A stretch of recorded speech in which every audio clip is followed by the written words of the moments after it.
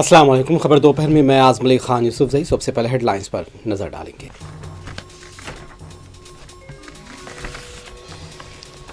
سیف علی خان کی حالت اور صحت مستحکم. ڈاکٹرز نے کرائی چہل قدمی. آئی سی یو سے عام وارڈ میں جلد ہوگی منتقلی.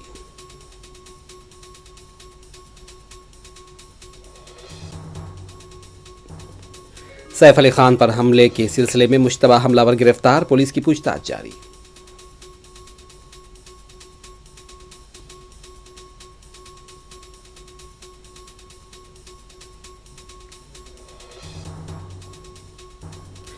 کھیل کے شعبے میں نمایاں مظاہرہ کرنے والوں کو راشٹرپتی بھون میں دیا گیا ہے ایوارڈز.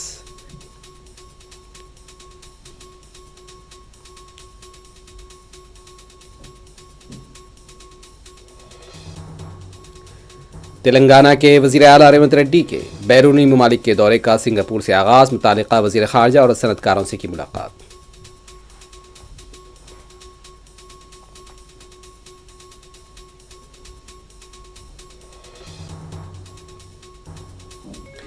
بیدر اور افضل گنج مشتبہ فائرنگ واقعے کے ملزمین کی تلاش کے لیے خصوصی ٹیمیں متحرک.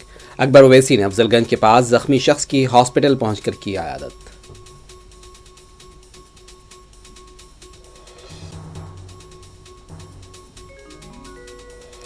بندلہ گڑا سڑک پر دلخراش سڑک حادثہ. لاری نے بائیک کو دی ٹکر. ماں بیٹی جاں بحق. باپ اور بیٹا شدید زخمی. مقامی افراد کا احتجاج.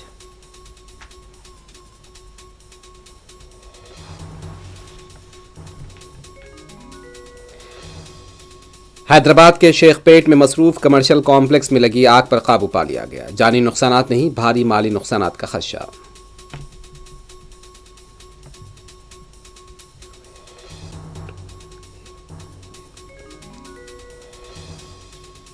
رچہ کنڈا کمشنریٹ کے حدود میں 25 لاکھ روپے مالیت کے 190 گرام ہیروئن ضبط. 2 بین الاقوامی پیڈلرز گرفتار.